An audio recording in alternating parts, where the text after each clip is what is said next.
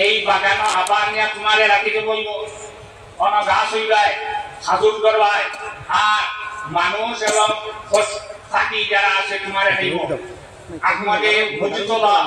মুহাম্মদ মুস্তাফা সাল্লাল্লাহু আলাইহি ওয়াসাল্লাম কে আল্লাহর কাছে ক্ষমতা দান করেছে শুকনা গাছরে জিন্দা করার ক্ষমতা আল্লাহ তার নবীরে দান করেছে আর যদি চাও তাহলে তোমারে বেহেশতের বাগানো রাখো বেহেশতের বাগানো রাখার পরে তুমি খেজুর করবা তোমার খেজুর আমার উম্মতর বলি হল যারা জমিন থেকে বিদায় হইবা তারা হইবা এই গাছ তুমি এখন হও আমারে কোন দিকে দিতে গাছের উত্তর দেই ইয়া রাসূলুল্লাহ আমারে দুনিয়ায় খেজুর বাগানো না রাখিয়া বেহেশতের বাগানো রাখিলে আপনার উম্মতর বলি হলে আমার খেজুর খাইবা এখন বেহেশতের বাগান পাইতে হইলে যাওয়া লাগবে উঠে দিয়া আল্লাহ রাসূল সাল্লাল্লাহু আলাইহি ওয়াসাল্লামে ফরমান হে আমার সাহাবীরা আমার যে ঘর গুজরা আর আমার যে নির্বাণ রাখা হয়েছে মাঝখানো তোমরা একটা গাছ বানাও গাছ যতটুকু লম্বা অতটুকু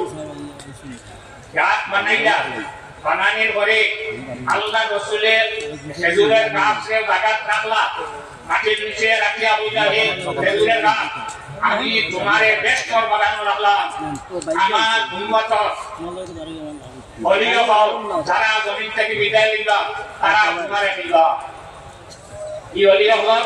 ব্যবস্থা আল্লাহ রাসূলের রাখিয়া গেছে এখন বেহেশতের বাগান এখান থেকে হইল বুখারী শরীফের হাদিস কইতাম যদি থাকে না আমার সামনে আনসুর সাহেব রহমাতুল্লাহ আলাইহির সুযোগ্য নাতি আব্দুল বাসিত চৌধুরী সাহেব আমার সামনে হইয়া হাদিস পড়িছেন তালেবায় পড়িছেন যদি থাকে না তাহলে আমার বাদে তাই আমার করবেন না করবা আজ আমি কিনো আবার বেশি রয়েছে না মাত্র 85 ইংরেজিতে এখন 85 ইংরেজি রয়েছে তখন এরা হইতে সাহস পাইছি আজকে একটু সংকোচ ভাব আছে যদি থাকে না রাসূলুল্লাহ ফরমায় মা বাইনা বাইতি ওয়া মিনবারি রাওদাতুম মিন রিয়াদিল জান্নাহ আমি দেগলো বাস করি আর আমার যে মিনবার রাখা এই মধ্যখানের জায়গা যেটা আছে এই জায়গাটা হইতো বেহেশতের টুকরা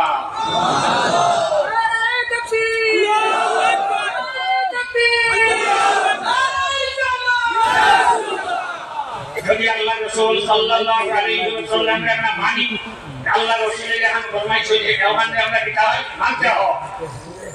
মদিনা যেগুলো গেছে কেন আলাদা কোন চিহ্ন আছে আলাদা গাছ লাগাই আছে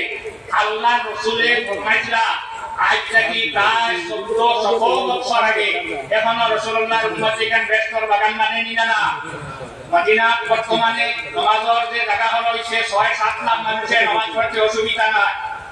কিন্তু ভিড় তো বেশি নাই এই জায়গা ইউহানিমান ভিড় যেই জায়গা বেহেশতের টুকরা মানুষের দুই হাত নামাজ পড়বার লাগে ভিড় করে আইজো আল্লাহর নবীর উম্মত এইখানে বেহেশতের টুকরা বলিয়া ঘোষণা করেছে সুবহানাল্লাহ আল্লাহ কামাল হাকিমিন আমদারি আমল করা তৌফিক দান করবা আউলিয়া কেরাম বরকাতে আল্লাহ জীবন করবা সালাত করবা আমি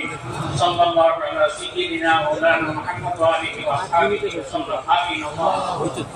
আল্লাহ আমার একটা উল্লাহ বলুন আর তোমার কাছে হাদিয়া পেয়েছি